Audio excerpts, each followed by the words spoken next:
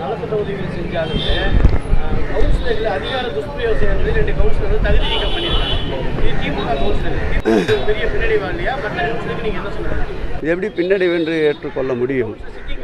இது நியாயமான ஆட்சி, நீதி தேவன் ஆட்சி.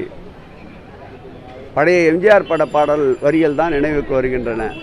ஒரு தவறு செய்தால் அதை தெரிந்து செய்தால் அதை தேவன் என்றாலும் விடமாட்டேன் என்றார். அதுபோன்ற தன் இயக்கத்தை சார்ந்தவர்களாக இருந்தாலும் தவறு என்று தெரிகின்ற பட்சத்தில் அவர்கள் மீது உறுதியான நடவடிக்கை எடுக்கின்ற நியாயத்தின் ஆட்சி, சட்டத்தின் ஆட்சியை நிலைநிறுத்தி கொண்டிருப்பவர் மாண்புமிகு தமிழக முதல்வர் என்பது இது போன்ற செயல்களால் தொடர்ந்து பொதுமக்களிடமும் மற்றவர்களிடம் நன்மதிப்பை தான் பெறுகிறாரே தவிர இதனால் இயக்கத்திற்கோ தலைமைக்கோ எந்த விதமான அவப்பெயரும் இல்லை. கரை வேட்டி கட்டியவர்கள் முற்றுலா வைக்கக்கூடாதுன்னு சொல்லிட்டு உங்கள் கொள்கை பரப்பு செயலாளர் ஆராசா பேசியிருக்காரு. ஏற்புடைய அது அவரோட கருத்தாரெலாம் எங்கள் தலைவர் அப்படி எதுவும் சொல்லலை. சும்மா ஏம்பாரு இல்லை ஒரு நிமிஷம் அவர் எதோ சொல்கிறார், சொல்லுங்கள்.